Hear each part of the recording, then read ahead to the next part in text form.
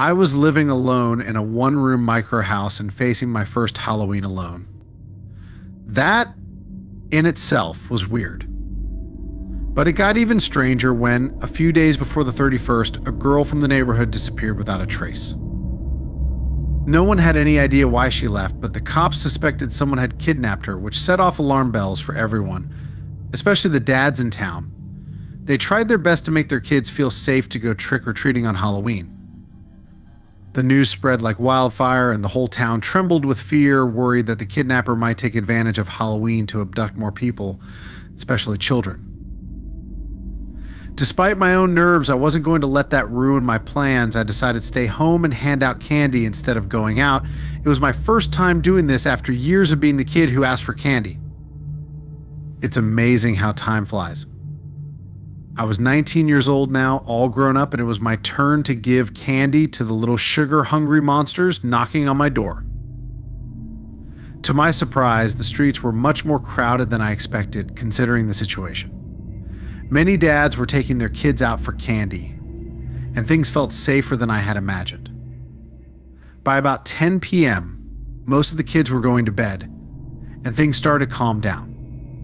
I turned off the lights and prepared to relax, watching a horror movie I had been looking forward to for ages. It was nearly 2 a.m. when I realized how late it was and decided to turn off the TV and go to sleep. Suddenly, someone started banging on the door. The knock was loud and strange, making me jump. After a moment's hesitation, I decided to secure the door chain because something in the air told me I needed to be cautious. My intuition was right. As soon as I turned the handle, a guy I had never seen before in my life tried to force his way into my house. I had to use all my strength to close the door, but he hit me hard in the face, almost breaking my nose. Fortunately, the chain held and I managed to keep him out. Seeing he couldn't get in, the guy leaned closer to look through the crack. What I saw then froze me. He was wearing a super realistic Leatherface mask. He stepped back, smiled at me, and said, "Happy Halloween," while holding a leather bag made of what looked like human skin, the same material as the mask. He acted as if he were joking or asking for candy, but given the recent disappearance, I wasn't amused. I forced a smile and said, "Hey buddy, it's too late to be trick-or-treating. Don't you think it's time to go home?" "Oh, come on, don't be a party pooper," he replied. "Look how much effort I put into this costume. You have no idea how long it took me to make it and what I had to do to get the raw materials." The way he said that was deeply disturbing. "Sorry, but I already gave away all my candy," I told him, hoping he would leave. "Can't you check again?" "Maybe you missed something," he said sarcastically. At that moment, his tone shifted. He dropped the playful attitude and said in a low, sinister voice, "I'll enjoy making a scarf out of your face." A shiver ran down my spine. I told him, "Get off my property or I'll call the police." He chuckled and pointed to a bag of candy on the coffee table inside. "I can see candy right there." In a moment of weakness, I glanced over, which was a big mistake. The guy reached through the crack and grabbed me by the neck, trying to pull me out. I struggled, punching his arm to make him let go. We were both screaming, but thankfully the chain stayed tight. Finally, I managed to scream for help, which woke up the neighbors. I kept punching his arm, and when he loosened his grip, I bit him so hard I tasted blood. It worked. He let go. I collapsed to the floor, gasping for breath as neighbors came out with bats and knives to investigate the noise. The man ran off, dropping his bag in the process. When the cops arrived, they took my statement and collected the leather bag as evidence. That night, I tried to sleep, hoping to forget the ordeal. However, a few days later, the police informed me that the bag was made of human skin. Worse, the DNA test revealed it matched the missing girl from my neighborhood. Everything clicked. That's why the guy looked familiar. I had seen that face on the news just before Halloween. The man was caught a couple of days later, and when they searched his house, they found the girl's body in a refrigerator in his basement. They also discovered the body of another young woman who had been missing for about a year. The town was in shock, but I was thankful to have survived that night. It could have ended much worse.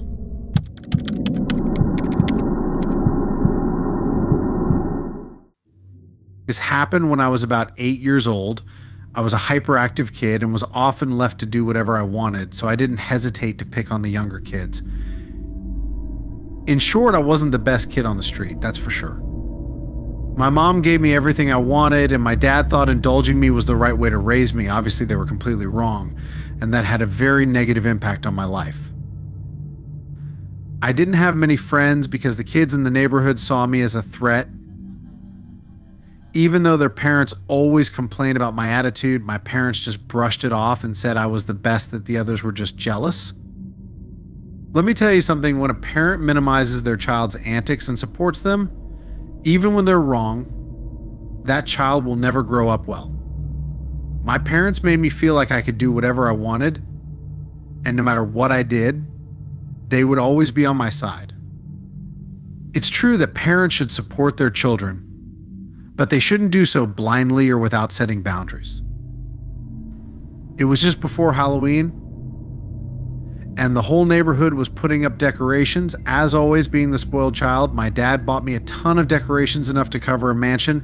I was hanging a huge pumpkin on the porch when I saw some of my neighbors gossiping at the edge of the street. "What are you planning to do tonight?" I asked them, though I already knew they were thinking about which houses to visit for trick-or-treating. "Can I join you?" I asked. They replied, "No, you better not. You're a monster." That was the first time I realized how much everyone hated me except for my parents.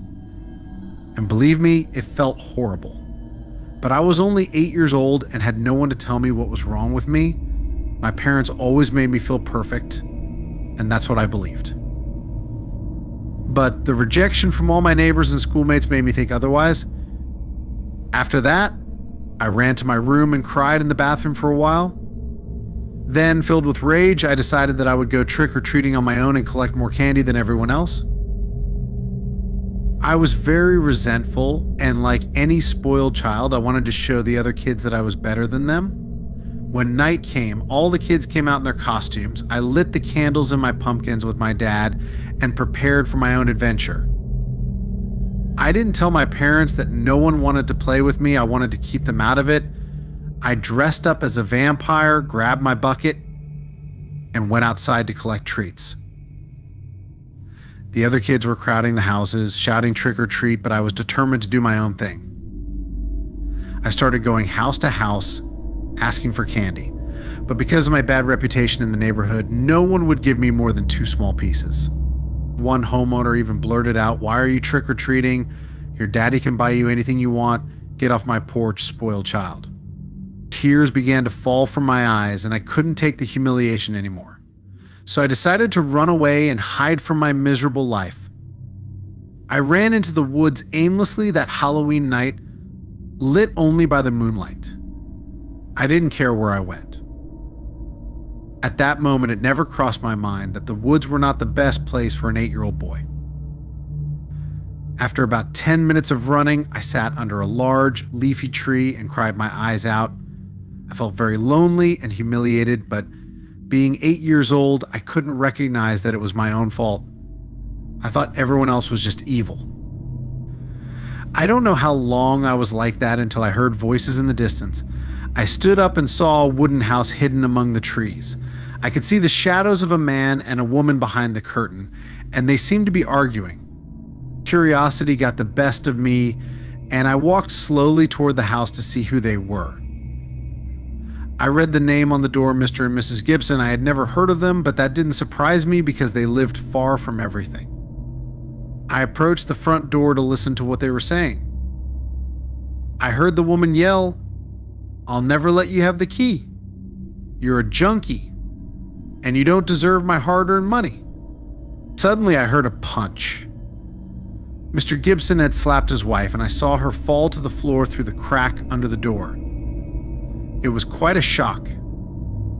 It was the first time I had ever seen that kind of violence in a couple, as my parents never physically or verbally assaulted each other. Another thing that caught my attention was the word junkie, a word I had never heard before. If I had known at that moment what it meant, I surely wouldn't have done what I did next. After Mr. Gibson hit his wife, the argument escalated and became more violent. She started hitting him with a broomstick while he tried to dodge the blows. He kept trying to hit her again, but Mrs. Gibson was fierce. Seeing things had gotten that bad, I thought about leaving, but then I noticed a broken window on one side and a torn curtain. That felt like a signal to look further, so I went over there. In the dining room, I saw a huge bowl full of candy. I knew this was my chance to get a good haul, and they wouldn't recognize me for sure. So I decided to go to the door and ring the bell. I heard footsteps, and suddenly a tough-looking guy opened the door, letting out a cloud of smoke from his cigarette. "What do you want?" "No candy here." "Get lost, you spoiled brat," he said, and slammed the door in my face. Another rude answer, but I didn't care anymore. I knew this was my only chance not to go home empty-handed, so I came up with a plan. Since they wouldn't give me the treats willingly, I went around to the back of the house. Luckily, I found a doggy door right next to the back door. I knew they didn't have a dog because I hadn't heard any barking. I crouched down near the back door, waiting for the right moment. The voices were still in the living room, so if I went in then, I'd get caught. I decided to be patient. After some time, the argument died down, and there was silence for a few minutes. Then I saw Mrs. Gibson go upstairs, probably to her room. A few seconds later, her husband followed. Yes, now was the time. I ducked down and entered through the doggy door with no problem. As I entered, the first thing I noticed was a strange smell, like some weird weed had been burned inside. I didn't waste time. I crawled under the dining room table and waited for a few more seconds to make sure things were calm and that the couple had fallen asleep. Once I was sure, I grabbed the bowl and emptied all the candy into my bucket. I couldn't believe the haul. My bucket was now full. I even found a huge chocolate bar. After emptying the bowl, I set it back on the table and got ready to leave. But just when I thought everything was going to be fine, a piercing scream shattered the silence, followed by a gunshot. Everything went quiet. My heart skipped a beat, and I started sweating with fear. Had that really been a gunshot? I thought about running, but before I could, I heard footsteps running down the stairs. With no other options, I rushed into the living room and hid under the couch, terrified. From there, I saw Mr. Gibson approach the kitchen sink. His boots were brown and worn. I watched him furiously wash his hands, then lock the front and back doors, including the doggy door. Great. I was stuck inside with no way out. Now what? I knew I was in serious trouble. But then I remembered seeing a sliding window near the kitchen sink with a missing pane, covered only by a curtain. I could climb out through there. Before I could move, I heard a strange noise, something heavy being dragged down the stairs. Mr. Gibson was carrying something very large. I couldn't see clearly until he reached the bottom. It was his wife's limp body, completely soaked in blood. I froze as her lifeless eyes seemed to stare right at me, blood still dripping from her mouth. My legs began to shake uncontrollably. I wanted to scream, but held it in, knowing that would only make me his next target. As her blood began to flow toward me, I backed away, but soon realized there wasn't enough room under the couch, and my hands got stained red. It was the scariest thing I had ever experienced. Mr. Gibson paused for a moment, then turned and said in a growling voice, "Did you steal my candy?" Oh God, he knew. There was no way out of this alive. "Come here, little one. I won't hurt you.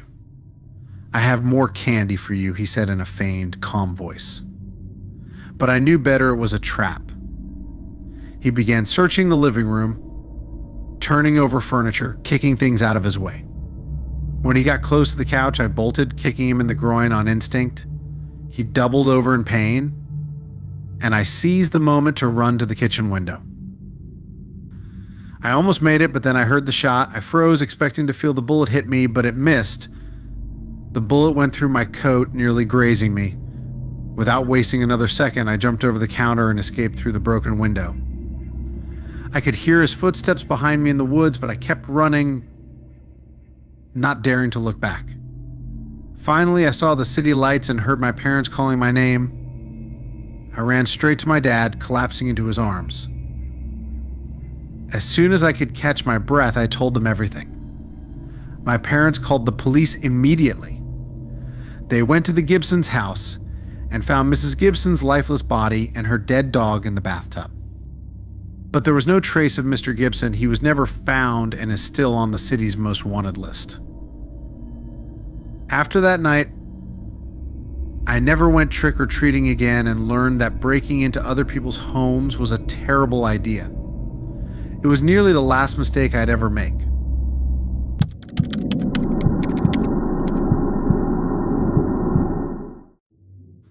This story happened to me a few years ago when I was 13 years old, and to this day, recalling the events of that night fills me with bewilderment.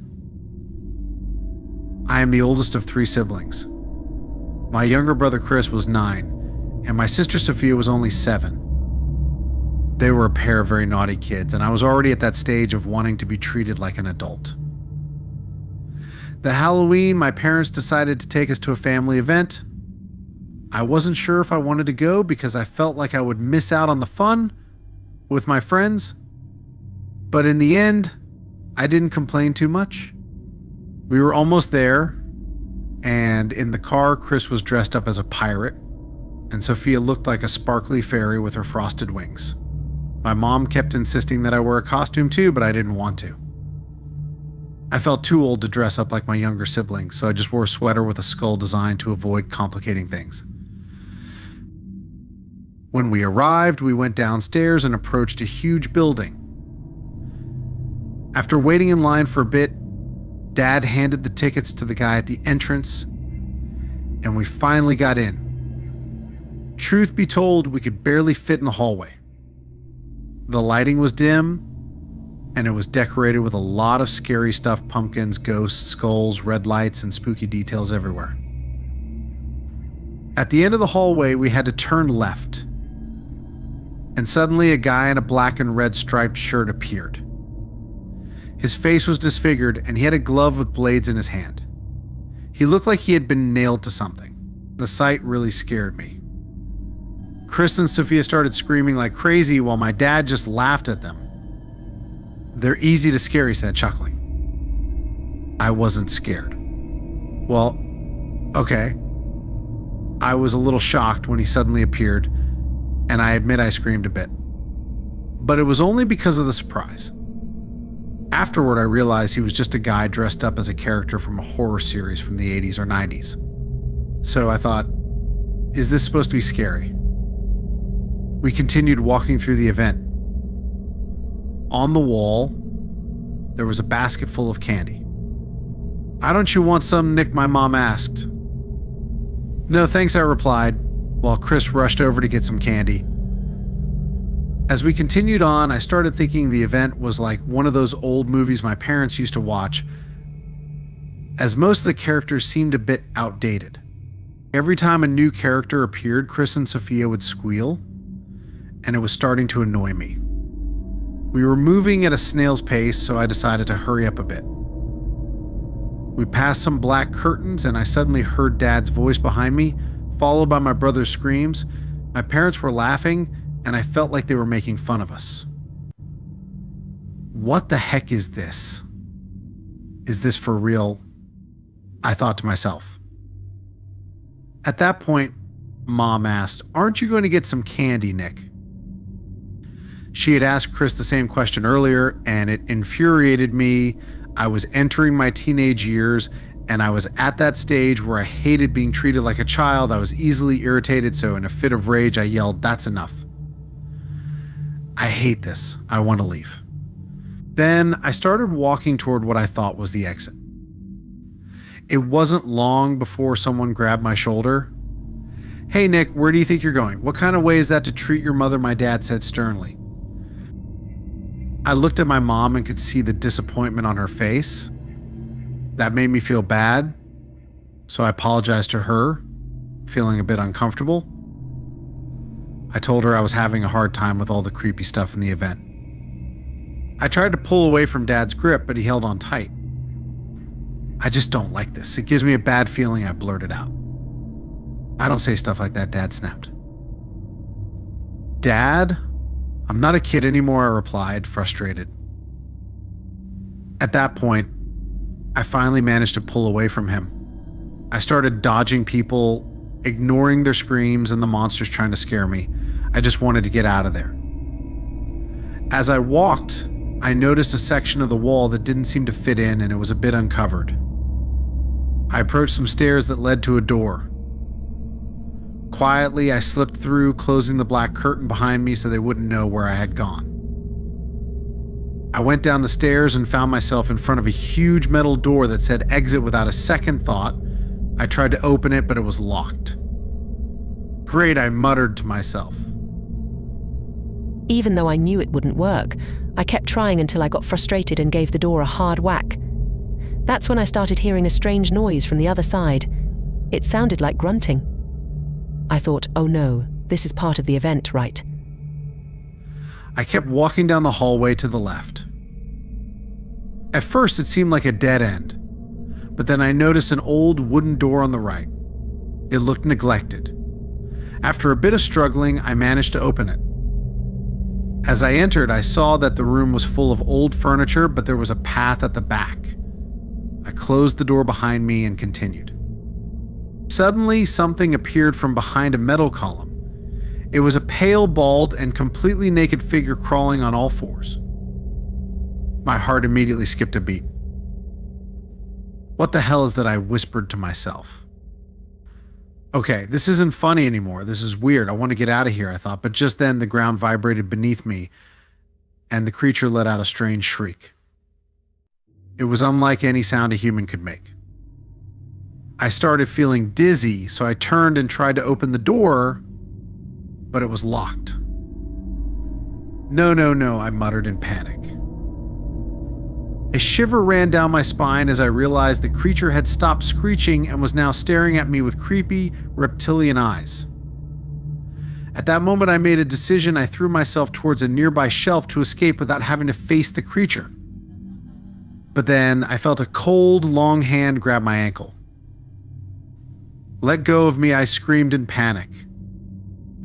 I struggled to break free, kicking at the creature with all my strength. Finally, I managed to free myself. I immediately ran towards the metal door I had come through, and this time I was able to open it and escape. I slammed the door shut behind me, heart racing and fear overwhelming me.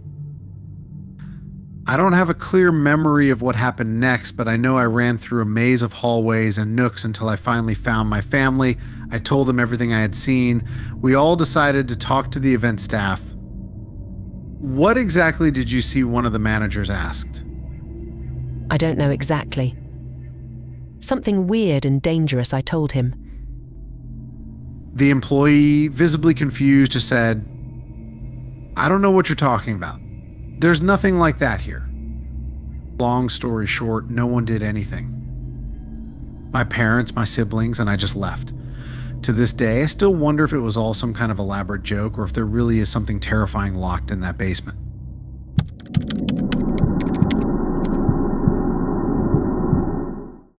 It was Halloween 2011, and my boyfriend and I were in the living room enjoying a horror movie. The tension and suspense in the film made our hearts race, and every now and then we would jump up and down on the couch. Then, when I looked at him, seeing the sparkle in his eyes, I couldn't help but hug him, trying to forget about the screams and scares on the screen. The movie was Scream Dream 4, and my boyfriend Alex had been excited about it for days. He had been talking about it nonstop on the phone before deciding to watch it with me. But after a while, I started getting bored. You know that moment when you just can't take it anymore? So I began exaggerating my yawns and making sleepy faces. "Hey, I think I should go give candy to the kids out trick-or-treating," I said. I thought Alex would want to join me, but no. He just wanted to stay inside. "I'd better go to sleep. I have to work tomorrow," he said, heading upstairs. After my boyfriend went to bed, I turned off all the lights in the house, except for the porch lights, and sat in a chair near the front door, ready to greet the little ones out looking for treats. As I waited, I glanced at my phone to check what my friends were up to at their Halloween parties. They seemed to be having a great time. It wasn't long before a couple of kids knocked on the door. I opened it, and they immediately yelled, "Trick or treat," in unison. I handed them handfuls of candy, trying to empty the bowl before the night ended. I remember a lot of the kids were wearing Scream costumes. It was a trend at the time. As the night went on, my candy supply dwindled, so I decided to turn off the porch lights and return to the living room to watch something on TV to help me fall asleep. Just as I was settling in, I heard a knock at the door louder than before. I tried to ignore it, thinking if I didn't answer, the kids would give up and go home. But whoever was knocking didn't seem to understand and kept banging, which started to irritate me. I took a deep breath, reminded myself that they were just kids, and went to the foyer to open the door. I intended to politely tell them that I had run out of candy, but what I saw froze me in my tracks. Standing in front of me was a tall guy wearing a Scream mask. His long slasher tongue gave him an eerie vibe. He didn't look like a kid at all. He was tall with broad shoulders. When he tilted his head and spoke in a deep, cavernous voice, I felt my heart drop. I wanted to close the door, but I panicked, afraid that he might try to force his way in, just like in the horror movies. I stared at him, unsure of what was going through his mind behind that mask. Suddenly, he held out his bag and said, "I'm so happy to be in your candy store. And no, I don't want to lick your lollipop, but I do want some good candy, so fill it up until it won't fit anymore." I couldn't help but notice the double entendre in his words. His tone was so threatening that it made me sweat. Still, I tried to act as though everything was fine. "Happy Halloween. Your costume is great," I said, hoping he wouldn't notice how much I was shaking inside. But then the mood changed drastically. He stood up straight, put his hands away, and stared at me. "Do I look like a clown to you?" he asked. At that moment, everything felt off. It wasn't normal for an adult to be out trick-or-treating alone at that hour, especially when most people were already asleep. I gathered some courage and blurted out, "Leave me alone or I'll call the police." I pulled the door hard, intending to slam it shut, but my blood ran cold when I realized he had stuck his foot in to keep it from closing. I had no doubt now this guy had bad intentions. I yelled as loud as I could, but he slipped into my house and slammed the door behind him. The man reached behind his pants and pulled out a huge knife. Panic gripped me. Without a second thought, I ran up the stairs with him right behind me.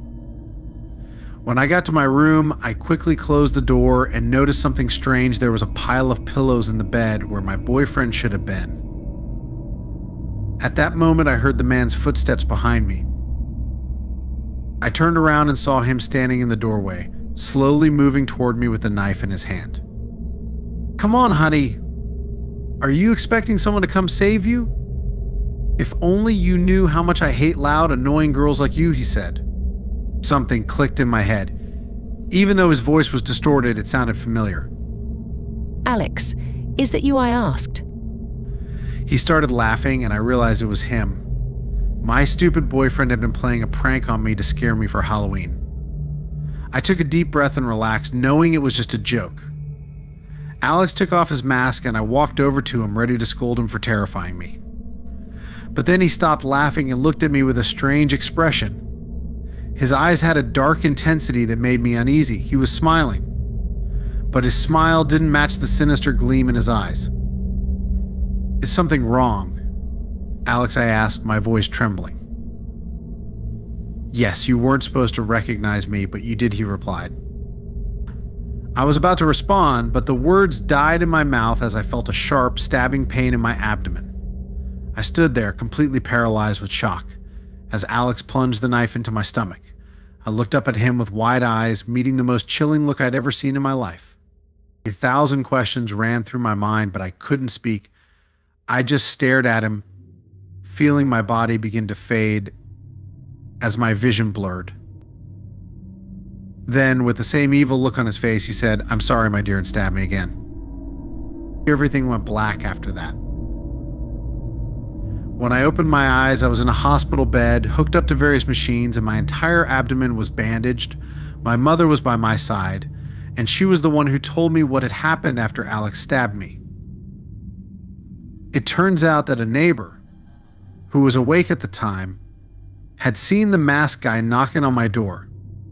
She thought it was suspicious, so she watched to see what would happen. When she saw me scream and struggle to close the door, she realized something was wrong and called the police. At first, she didn't know it was Alex. She thought it was a burglar. When the police arrived, Alex tried to escape through the backyard but was caught.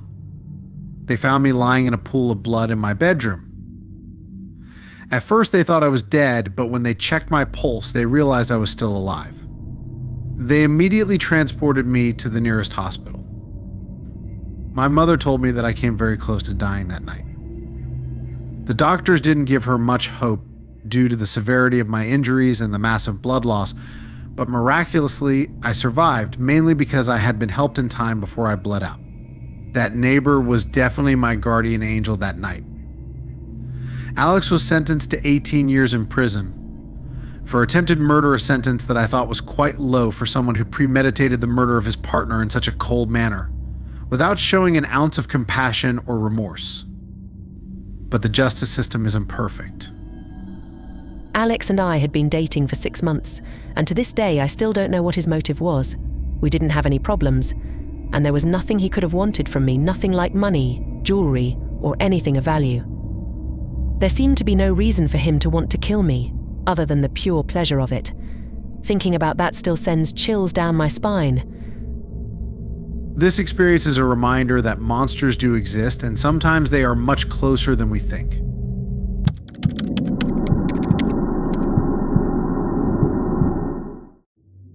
The celebration of Halloween is something deeply rooted in American culture and is usually a cause for fun and excitement. But not for me. Every October 31st, the only thing I feel is utter dread. It's not that I'm scared of the supposed monsters roaming around or the stories of demons we hear. My real terror is the sound of little children's feet on the street begging for candy.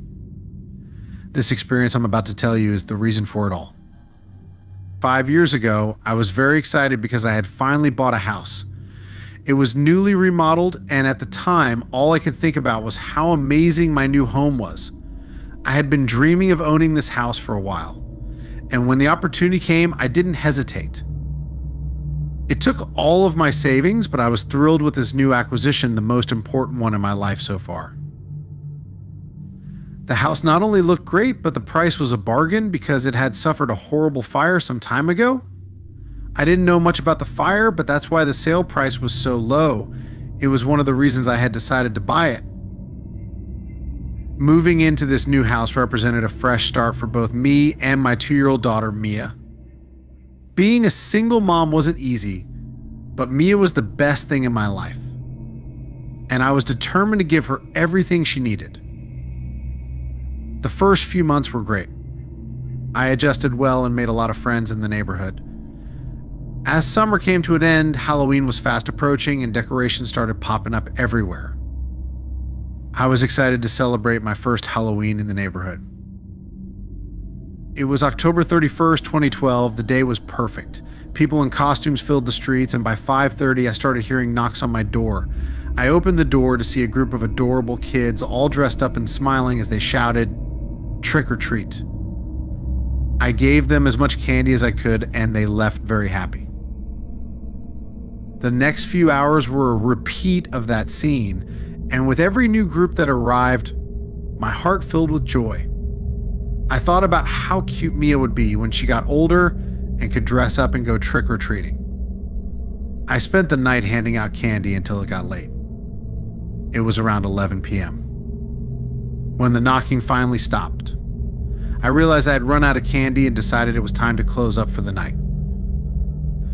I turned out the lights and went to check on Mia, who was already sleeping peacefully in her room. After brushing my teeth, I crawled into bed. But it wasn't long before loud banging on the door woke me with a start. I looked at the clock on my nightstand. It was 1:02 a.m. I was in shock, wondering who could be knocking at that hour. I decided to go downstairs to see what was going on. When I opened the door, I saw two children. It was dark, so I couldn't make out their faces very well. The first one looked about 9 years old, and he was holding the hand of a little girl, about 6, who I assumed was his sister. Before I could say anything, they both yelled "trick or treat" at the same time.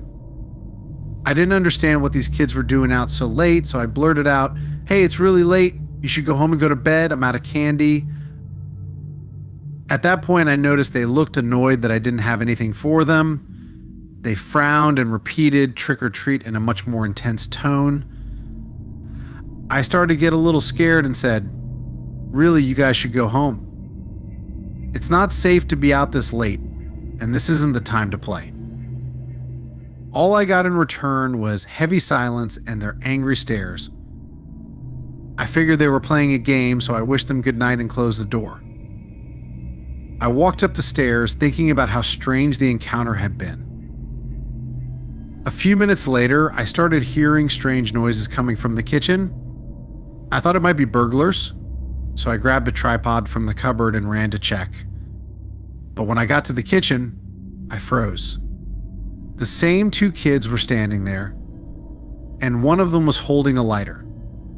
The smell of gas began to fill the air, and I saw that the stove had been turned on full blast. Before I could say a word, I heard the click of the lighter, and suddenly, the kitchen burst into flames. In a matter of seconds, the fire spread everywhere. I was surrounded by a sea of burning flames and watched in horror as my house caught fire. But even more terrifying, I saw the children engulfed in flames, laughing out loud as if it was the funniest thing ever. I stood there, paralyzed, watching as the flames consumed their skin. The smell of burning flesh filled the room, but what shocked me most was that the children didn't seem to be in pain. They continued laughing, enjoying the fire that devoured them. It was the most horrible scene one had ever witnessed. Suddenly, I heard small screams coming from upstairs, and that's when I remembered Mia. Without a second thought, I ran toward her room, but before I could reach her door, a huge piece of burning debris fell from the ceiling, blocking my path. I tried to move it, but it was too heavy. I was completely trapped. Panicking and beginning to feel the heat of the flames on my skin, I tried to backtrack and get help, but the stairs were covered in flames and the roof was collapsing around me. In that instant, I felt an overwhelming despair. I could still hear Mia's screams echoing through the house, but I couldn't reach her. There are no words to describe the horror and helplessness I felt, knowing my little girl was dying, and there was nothing I could do. The pain was unbearable. As a mother, it felt as if someone was ripping out my insides. The smoke began to fill the house, making it hard to breathe. I fell to my knees on the floor. I could no longer hear Mia crying, and everything around me started to go dark. I was about to give up when I felt hands lifting me off the ground. The next few moments were a blur. All I know is that I somehow ended up outside, surrounded by firefighters. I started screaming as soon as I regained consciousness. "My daughter, she's still inside. Help her, please. Save my little girl," I yelled, frantic. The firefighters rushed in, but by then the house had collapsed further. I knew it was too late. As I watched everything crumble with Mia still inside, I felt like I was dying with her. I cried uncontrollably, consumed by grief. Eventually, my pain turned into anger, and I cursed those children who had caused all of this. I decided to call the police. There was nothing left for me but to seek justice. I was taken to the police station to give my statement. As I recounted what had happened, the officers looked at me like I was crazy. When I told them about the children laughing as they burned, they exchanged glances as if I was out of my mind. But I stood my ground. I knew what I had seen. The police searched the house and only found Mia's body. There was no trace of the children, which filled me with rage. I demanded they find them because my daughter's death couldn't go unpunished. The officers took me to a sketch artist, and I tried to describe every detail of the kids, even though I hadn't gotten a good look at them. It took about 3 hours to finish the sketches. When the police saw the drawings, they looked puzzled. The older officer asked, "Are you sure these are the kids you saw?" "Yes, it's them." "I know what I saw," I yelled, frustrated. The officer sighed and said, "Well, that's complicated. If these are really the kids you saw, I can assure you they couldn't have done it because I know them well." His tone made me uncomfortable, but before I could respond, he continued, "Those children perfectly match the description of the Harrisons, the children of the family that lived in your house before. I can assure you they weren't responsible because the entire family died tragically in a similar fire 5 years ago." His words left me completely bewildered, confused, and terrified. I didn't know what to say. I left the police station with my head spinning. It sounded crazy to think that those dead children could have caused the fire. But as strange as it was, a part of me began to accept it. All the odd things that had happened that night started to make sense. After burying my daughter, I decided to leave town and move back in with my mother. Most days I reflect on what happened.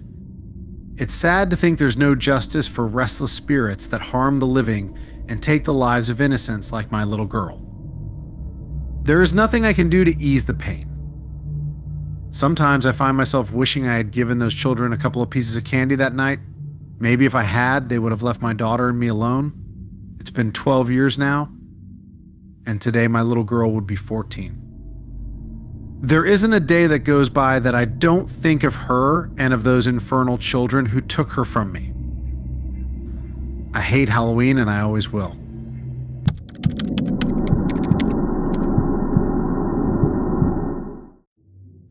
It was Halloween, and my parents had gone to an adult party at a friend's house, leaving me, a 14-year-old boy, and my sister, who was 12, home alone.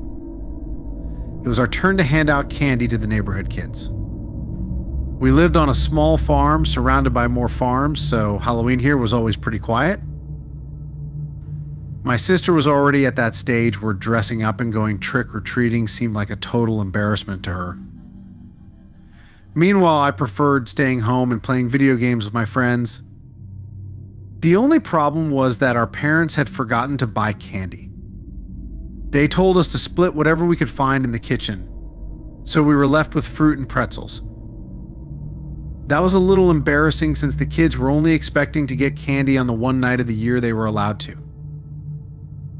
I wasn't too concerned though, because there weren't many kids in our area. We figured we wouldn't have to open the door too much. We handed out the first batch of apples, and you could already see the disappointment on the kids' faces. By evening, we assumed we were done since it was almost 11 p.m.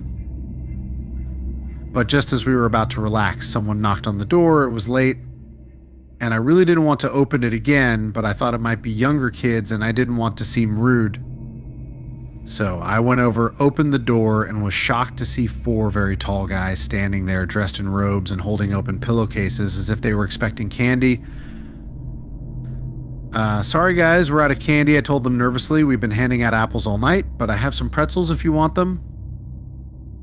The tallest one looked at me like I was speaking a foreign language. None of them said a word. I didn't know what else to do, so I tried to close the door. But just as I was about to shut it completely, one of the guys stuck his shoe between the door and the frame to stop me.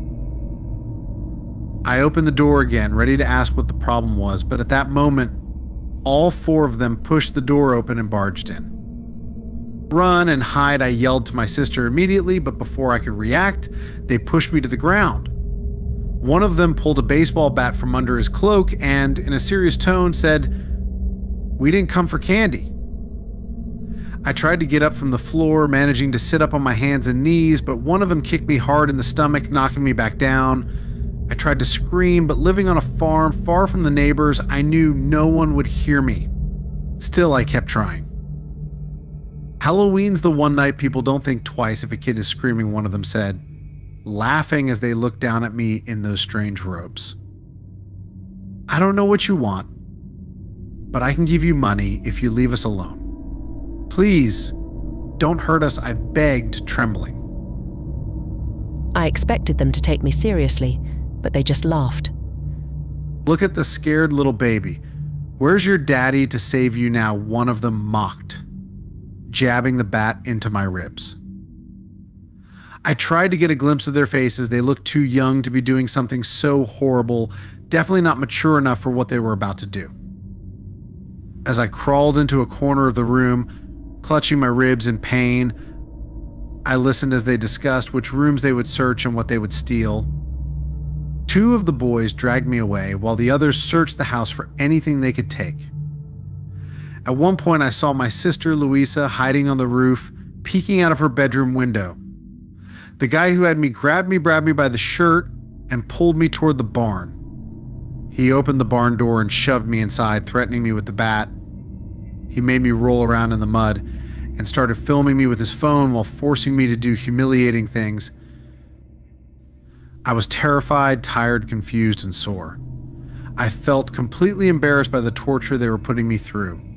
The guy laughed the whole time with an indescribable cruelty. After he was done, he dragged me back into the house to show his friends what he had done to me. The torment continued. They made me drink water from the toilet and eat things out of the garbage things I couldn't even describe. As they dragged me around the house, I just hoped they wouldn't find Louisa. Strangely, they hadn't mentioned her at all during this entire time. Eventually, they tied me to a chair in the kitchen and left after trashing the house and stealing everything they could find. I must have passed out at some point because when I woke up, I was in the hospital surrounded by machines. My mom was by my side, crying with relief to see me awake. She took her time explaining everything that had happened, and when she finished, I was horrified. It turned out that Amy, the girl I had recently broken up with, had asked her brother to scare me as revenge. Apparently, he and his friends took things way too far and ended up doing all those horrible things to me. As far as I know, they were all arrested, but only Amy's brother went to jail. He got 5 years for aggravated assault and trespassing, while the others managed to get probation in exchange for testifying against him. It's been more than 2 years since that awful night, and it still haunts me. What I always tell people now is this: if you open the door on Halloween and your parents aren't home, for God's sake, look through the peephole first. Sometimes the monsters that show up trick-or-treating aren't wearing costumes.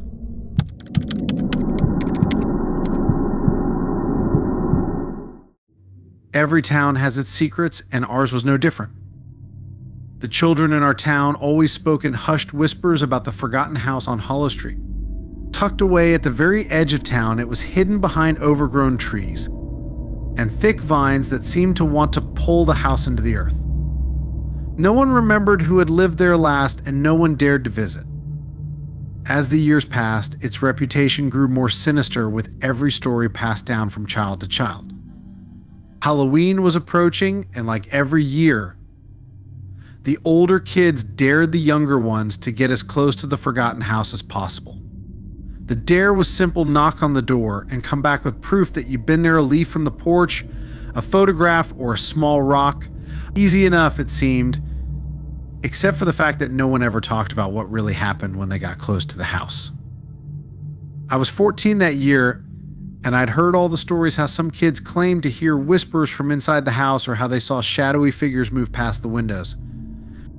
Of course, everyone said these stories were just exaggerated to scare the newcomers, but deep down, we all felt a chill whenever we walked by Hollow Street. My best friend, Marcus, was obsessed with the place. He talked about it all the time, but unlike the others, he didn't want to just knock on the door. He wanted to go inside. He said he'd been planning it for months, and this Halloween, he was going to do it. I'm not asking you to go inside, he assured me one afternoon as we sat on the school steps waiting for the bus. Just come with me to the front yard. I'll take care of the rest. I didn't want to go. Everything inside me screamed that this was a bad idea, but Marcus was persuasive, and somehow I found myself agreeing to meet him on Halloween night. The night arrived quickly. I dressed in my costume of vampire as usual and told my parents I was heading out to meet some friends for trick-or-treating. They gave me the usual warnings about staying safe and coming home by 10, but I barely listened. My mind was focused on the plan Marcus and I had come up with. I met Marcus at the edge of Hollow Street just after sundown. He wasn't wearing a costume, only a black hoodie and jeans, which made him look even more serious about what we were about to do. "Are you ready?" he asked, his eyes gleaming with excitement. I nodded, though my stomach churned with dread. Together, we started walking down the deserted street. As we approached the house, the atmosphere around us seemed to change. The air grew colder, and the wind picked up, rustling the dried leaves on the ground. The house loomed ahead of us, its windows dark and empty like lifeless eyes staring down at us. "Let's do this," Marcus whispered more to himself than to me. We stepped onto the property, and as soon as my foot hit the path, an eerie feeling washed over me. It was as though the house itself was watching us, waiting. Marcus didn't seem to notice. He marched straight up to the front porch, pulled out his phone, and snapped a picture. "There," he said, grinning. "Proof, but I'm going in."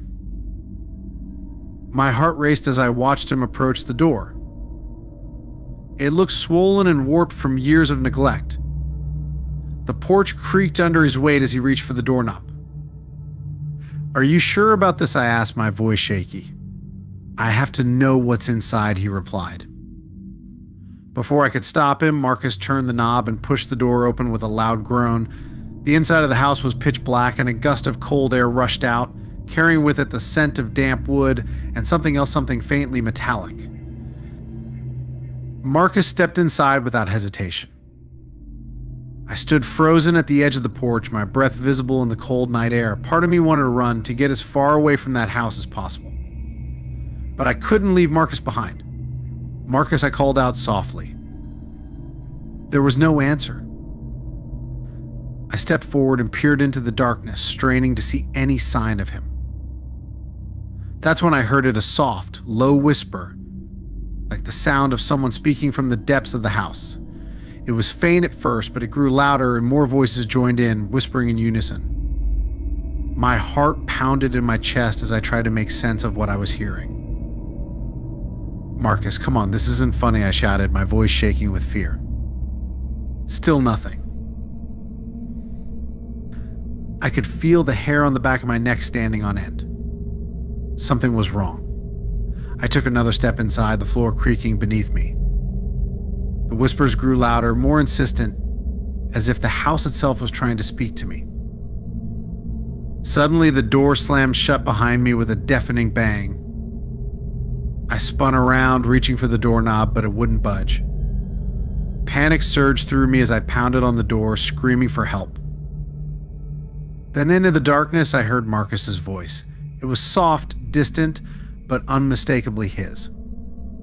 "Help me," he whispered. My heart sank. "Marcus, where are you?" His voice came again, closer this time. "I'm here." I turned, squinting into the blackness. A figure emerged from the shadows, but it wasn't Marcus. It was something else, something twisted and grotesque. Its body was misshapen, its skin pale and stretched tight over its bones. Its eyes glowed faintly in the darkness, fixated on me. I stumbled backward, my breath catching in my throat. The whispers grew louder, surrounding me, filling my head. I could feel the wall closing in, suffocating me. "Help me," Marcus's voice repeated, but it was coming from the creature now. It smiled, revealing sharp, yellow teeth, and took a step toward me. I didn't wait to see what it would do next. Summoning all the strength I had, I ran toward the door and threw myself against it. This time it flew open, and I tumbled out onto the porch, gasping for air. I scrambled to my feet and ran as fast as I could, not stopping until I was far from Hollow Street. I never saw Marcus again. The town searched for him for weeks, but no one could explain what had happened. Some said he ran away, but I knew better. The house had taken him, I never told anyone what I saw that night. Even now, years later, the thought of it sends chills down my spine. No one dares to go near the forgotten house on Hollow Street anymore, but sometimes late at night, I still hear the whispers calling from its depths.